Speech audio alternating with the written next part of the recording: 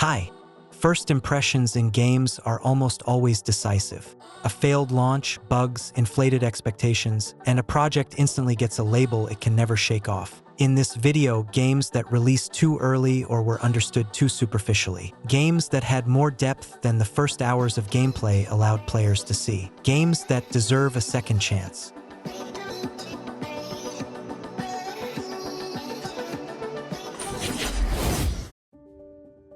Let's start with No Man's Sky. When No Man's Sky launched in 2016, it was met almost like a deception. The promised vast universe turned into a repetitive journey across similar planets, filled with bugs and missing key features like multiplayer and base building. Many players openly said that all that remained of the massive universe was a beautiful backdrop, while the mechanics felt shallow and gave no real meaning to exploration. However, that gap between promises and reality became the starting point of a second-chance story. Over the years, Hello Games released dozens of free updates, adding exactly what players had been waiting for: base building, vehicles, full multiplayer, and more focused activities. Today, No Man's Sky is a deep space sandbox with an active community. The game proved that a project can not only be fixed, but transformed into something genuinely ambitious rather than a disappointment.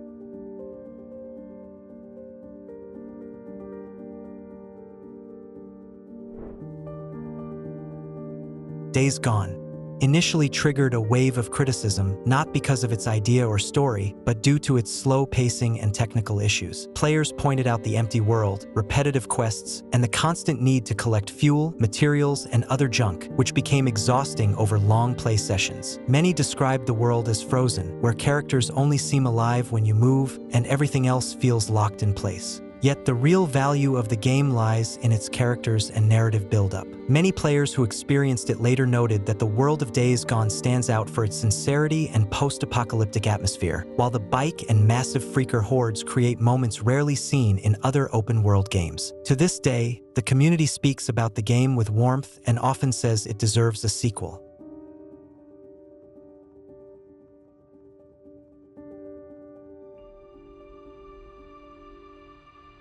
Marvel's Avengers became a classic example of how even a powerful brand can't save a game from design mistakes and mismatched expectations. Even before release, players were disappointed with how the characters looked, and after launch, criticism quickly focused on repetitive content and recycled missions that killed progression and motivation. Many noted that the combat is engaging, but very quickly turns into a monotonous grind with no clear sense of progression. The commercial and technical failure was so painful that support was eventually shut down and servers were closed a few years later. Still, those who played the game later or approached it at a relaxed pace can see flashes of quality. Marvel hero combat, character progression, and smaller story segments are often praised for capturing the feeling of superhero teamwork.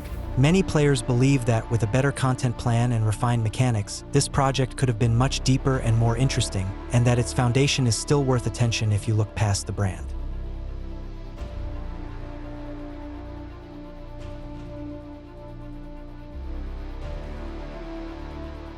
Mass Effect Andromeda was a painful disappointment for many fans. After BioWare's iconic trilogy, players expected a grand story with deep characters, but instead got a flat narrative, mediocre dialogue, and a sense of emptiness in the world. Most criticism focused on forgettable characters, unengaging story arcs, and the fact that the Andromeda galaxy never formed the same emotional connection as the original. Yes, the game has strong elements like beautiful planets and vertical gameplay, but at launch all of that was overshadowed by the feeling of, this isn't the Mass Effect, which cost the series part of its audience. If you set aside comparisons with the original trilogy and approach Andromeda as a standalone sci-fi RPG, it reveals a solid combat system, strong mobility, and interesting base terraforming elements. Many players who finished the game years after release appreciated it specifically for the joy of exploration and gameplay, rather than for trying to surpass its predecessors.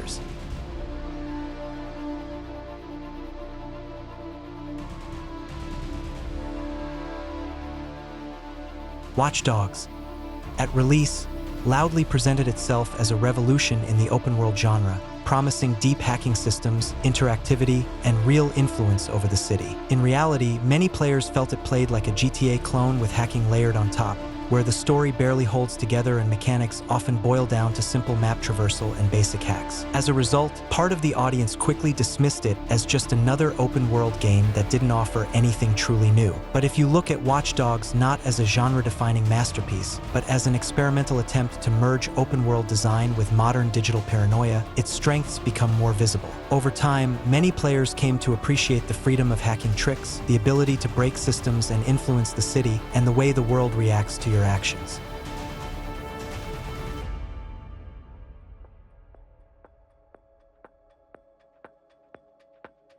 Rage 2.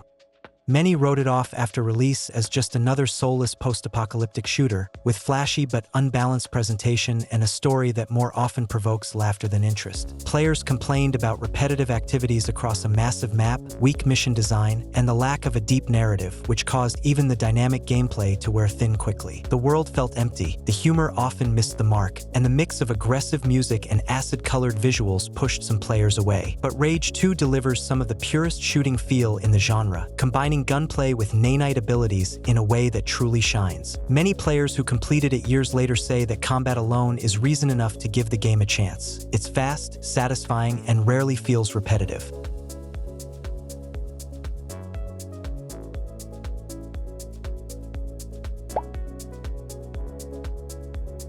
S.T.A.L.K.E.R. The S.T.A.L.K.E.R series gives many players the sense, from the very first minutes, that something feels off for an RPG. The worlds are harsh, the controls feel stiff, and the dialogue and quests can come across as underdeveloped. The opening hours require patience with awkward animations, debatable combat mechanics, and an unusual aesthetic, which scares part of the audience away before they fully understand the character progression systems. If you look past the technical rough edges, however, the series reveals itself as a rare blend of post-apocalyptic setting and deep choice and consequence design. Every decision can dramatically change your standing with factions, and exploring dangerous territories is consistently rewarded with valuable loot. Many players who finished both games note that it's this unusual density of content and freedom that make S.T.A.L.K.E.R an experience worth going through.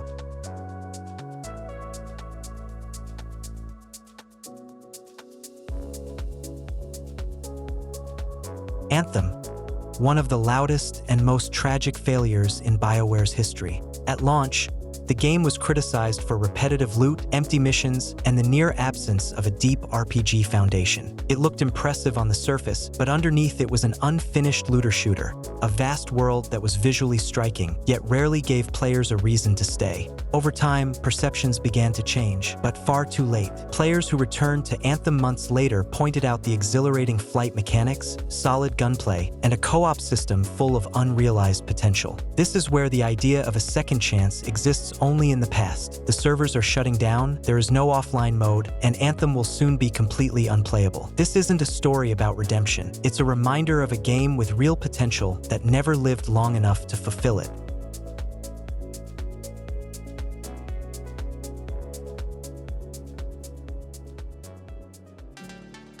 Immortals of Aveum.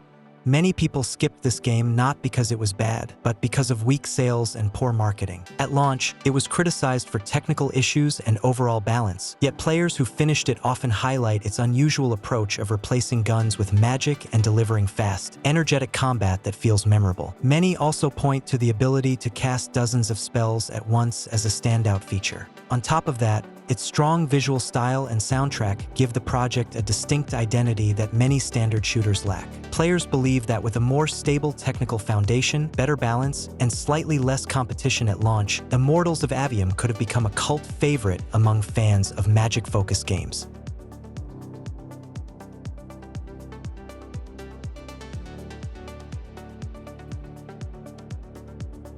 The Callisto Protocol.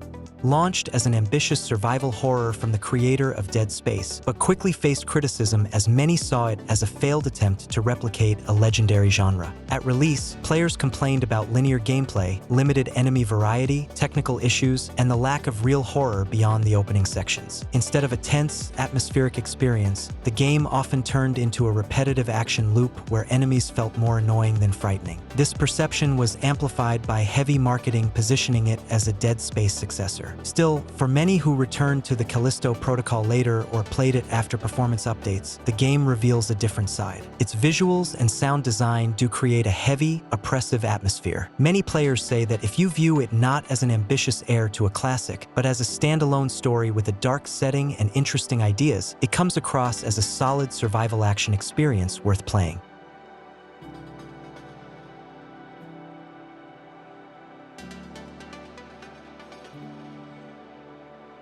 Forspoken was remembered by many for its mixed reception at launch. A massive open world, colorful visuals, and fast, fluid traversal were often paired with criticism of a flat story, questionable dialogue, and uneven character presentation. Many players noted that the opening hours can leave a conflicting first impression. Still, players who finished Forspoken or returned to it later often emphasize that its flashy, visually striking combat system and sense of movement freedom make it more engaging over time. The magic-based combat and high-speed traversal genuinely set the game apart from other action RPGs, and for many, that became its strongest and most memorable aspect.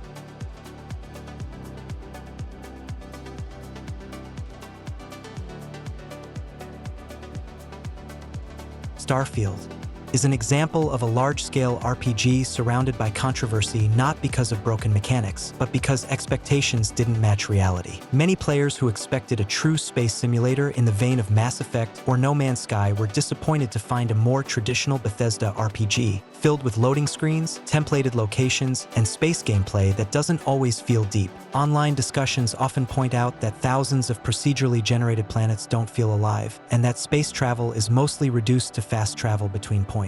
At the same time, players who gave Starfield a second chance or completed it note that it opens up as a massive RPG with deep customization, diverse factions, and a wide range of side stories that can genuinely pull you in.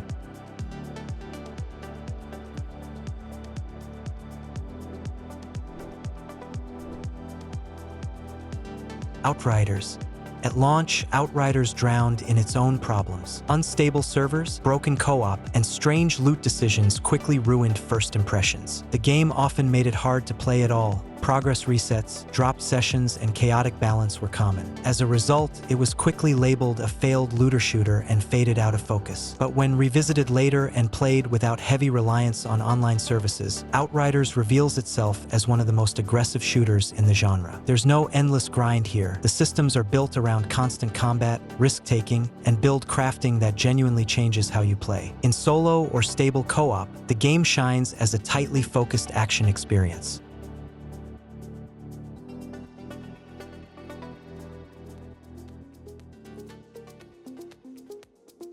Mafia 3 was most often criticized not for its story, but for its structure. Repetitive missions, recycled activities, and the feeling of doing the same things for dozens of hours quickly wore players down. For fans of the earlier games, this was especially painful. They expected a tightly written crime drama, but got an open world with a heavily looped gameplay structure. And that's where something unexpected happens. If you separate the gameplay from the narrative, Mafia 3 turns out to have one of the strongest stories in the series. Lincoln Clay's tale of revenge and late 60s criminal America is presented in a raw, mature way. Many players who finished the game years later say that its story, music, and documentary-style presentation are what make it truly memorable.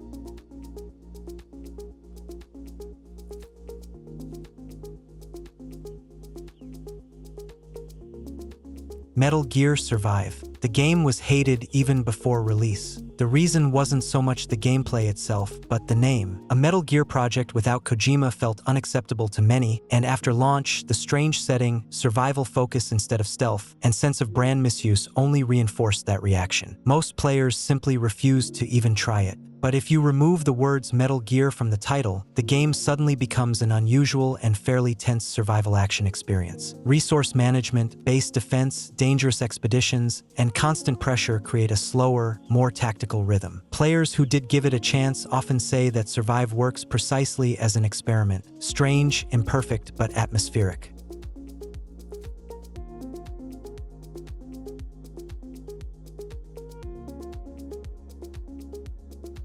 Ghost Recon Breakpoint. At launch, Breakpoint felt like a game that didn't quite understand what it wanted to be. the tactical series was suddenly reshaped into a pseudo-RPG with loot, enemy levels, and pointless grinding that undermined the very idea of stealth-based operations. Players complained that gunfights had turned into a simple matter of who has the higher level. On top of that, AI teammates were missing, the world felt empty, and drones were more irritating than engaging. However, it was after radical changes that the game began to find its identity. Immersive mode removed enemy levels, restored tactical logic, and made every mistake dangerous again. In its updated form, Breakpoint is a slow, tense military sandbox where reconnaissance, route planning, and preparation truly matter. Many players who returned to the game later admit that it finally became what it should have been from the very beginning.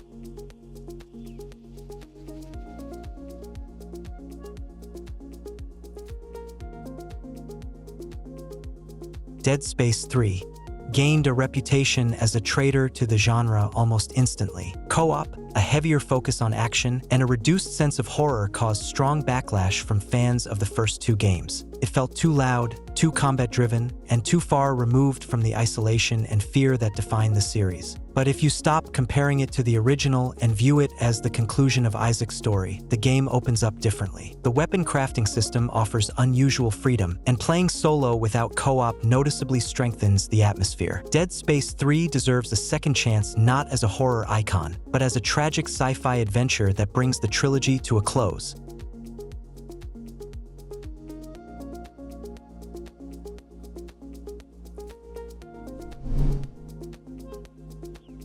Lost Planet. The first Lost Planet was often seen as a strange relic of its time. Clunky mechs, a harsh pace, arcade-like structure, and a thermal energy mechanic that initially frustrated more than it engaged. For many players, the game felt rough and awkward to control, causing it to fade quickly next to more polished action titles. Today, however, Lost Planet reads as a pure sci-fi action game where every mechanic serves survival in extreme conditions. Heat management forces constant movement, risk-taking, and a balance between offense and survival. A second chance for Lost Planet is a chance to see it not as an outdated game, but as a bold experiment that simply arrived too early and was misunderstood.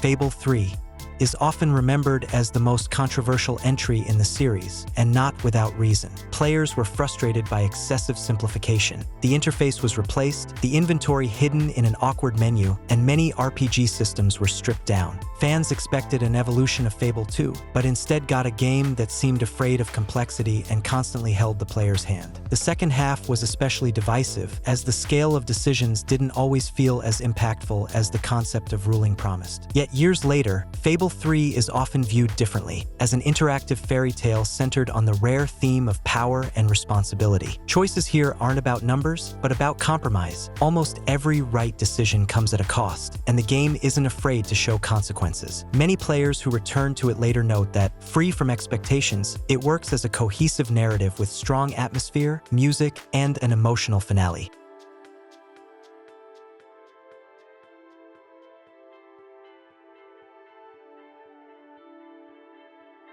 Arcania, Gothic 4, was doomed even before release. The name Gothic became its sentence. Fans expected a hardcore RPG continuation, but instead got a more linear, simplified game with a different pace and philosophy. The world felt decorative, progression shallow, and the spirit of the original series seemed lost. As a result, Arcania was quickly labeled one of the worst sequels and dismissed as a standalone project. And yet, if you remove the word Gothic from the equation, the game starts to work differently. It's a calm, polished action RPG focused not on brutal survival, but on measured exploration. Many players who approached it without expectations point out its pleasant visual style, solid music, and comfortable pacing. Arcania deserves a second chance not because it's great, but because it was never judged fairly.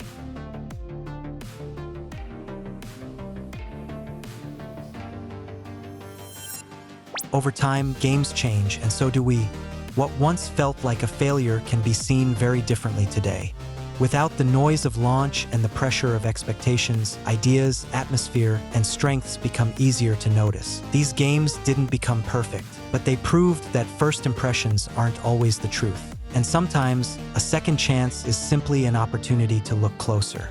The Image Game Channel was with you. Have a nice day.